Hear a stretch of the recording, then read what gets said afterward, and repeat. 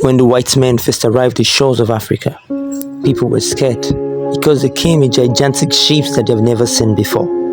The colors of the men were different from the ones they've ever seen, and so they were scared. Warriors gathered in their thousands along the seashore, waiting for the arrival of these men. But these men were wiser. They did not come with guns, they did not come with spears, they came with beautiful gifts that the Africans have never seen before. Some considered them as friends, but some were scared. Gradually, the white men spread their influence. The great kings of Yoruba land, Dihon, Nidi, Alaafin, Olugun, Aresa, and many more gathered in Ile-Ife. They called on a powerful chief priest to consult the oracle. They wanted to know why the white men had visited them. The priest consulted Ifa Olokun Asorodayo. Ifa, one of the great gods, spoke. He told them that the white men had come to destroy the land. The men with the white skin will pollute the land. They will turn the heart of the king against the people. They will capture the blacks and make them slaves. Ifa said the land will hear the drums of mourning. Mothers will be separated from their children. Fathers will be taken away from their homes. Strong and powerful men will be stolen from their homes. After this is done, the white men will bring their god and wipe out the African gods. People will forget their origin, and the land will suffer. Ifa told them that there is only one solution. Ifa prophesied of a child that is to be born in Abeokuta. A girl will be born, the chief priest said aloud. She will be born to the Obatalas, and she will be the bride of Obatala. She will be born on the 7th day of the week. She will be born around 7 a.m. in the morning. Her father will die a few minutes to her birth, and her mother will die a few minutes after giving birth to her. Ifa instructed that this girl is a container of power. The representative of the 201 gods of Yoruba land will be given power by their gods to pour into her. These powers must be given to her when she is 7 years old.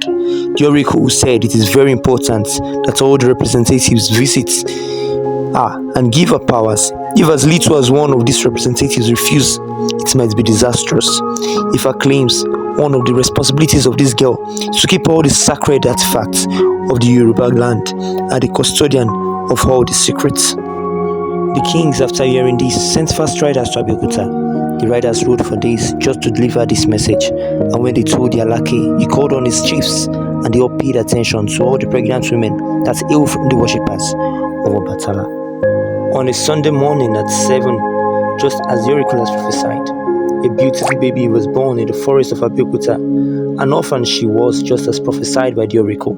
On the 8th day, according to the culture of the Yorubas, she was named Obafunke, meaning Obatala has given this to us to take care of.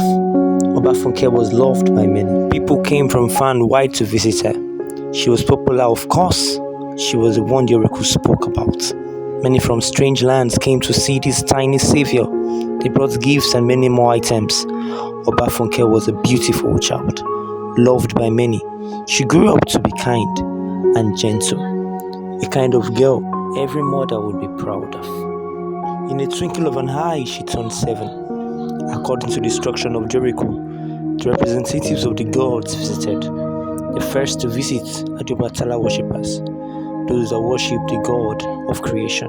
They came with charms, they poured incantations. Lightning struck as they poured powers that can't be measured into her. They all poured till they were exhausted, till they had nothing more to pour. Her eyes shone brightly to show that she is now as powerful. The next set of people to visit Obafunke were the witches. They brought their coven along with them. They came prepared, teaching her enchantments, spells, and transferring powers of the dark, powers of the night. They gave her the power of transformation, transfiguration, the ability to turn into who and whatever she wants, from human to animal, the power to summon spirits and communicate with the dead. They gave unto her. The owners of the seas, the goddess of the sea, rivers, streams, and brooks sent their representatives. Imoja, known as Mami Water, sent a representative. They gave her the power of the sea. They told her that whenever she talked to the sea would answer her. Oshun, the goddess of rivers and feminism, also poured the power of healing into Obafunke, the power to heal the sick and give pregnancy to the barren. Oba, owner of oceans, gave her the power over all animals that dwell in the water.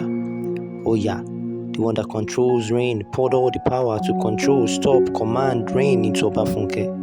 In no time, there was no one on earth that can command water and all the animals that live in water like Obafunke can. The worshippers of the god of thunder and lightning, Shango Lukoso, Oyarano, Akata Yeri, visited in the dead of the night. They taught Obafunke how to summon thunder, lightning, and how to call on the birds of the air, to call on bats whenever she needs them. In no time, thunder and lightning were toys in her fingers. The Ogun worshippers visited after many days. Ogun, the god of war, the god of hunters, farmers, sent his representatives. They gave her the powers to defeat Iron, told her it would bend to her command. Guns, bullets, chains, and every other thing is made of iron would be subject to her. They poured powers into her till they had nothing left to give, and they went their way. Osoyi, the god of herbs, roots, medicine, sent the herbalist to Obafunke. They taught her herbs and medicine. She grabbed fast the things she was taught with the help of many powers she has acquired. She learned quickly the names of many herbs and roots, their uses, and learned about incantations to add to leaves and roots to make them more potent. Thus, Obafunke in no time became a master herbalist. The Ifa priest visited after the herbalist. Obafunke began a journey into meditation and divination.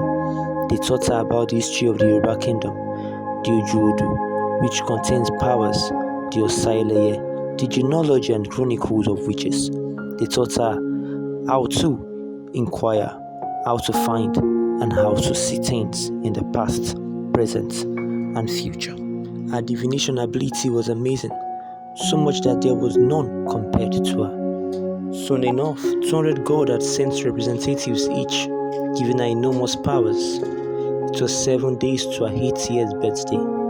It was the turn of the 201st god, Eshu, the trickster, the Yoruba god of crossroads, thresholds of homes, markets, and gathering places.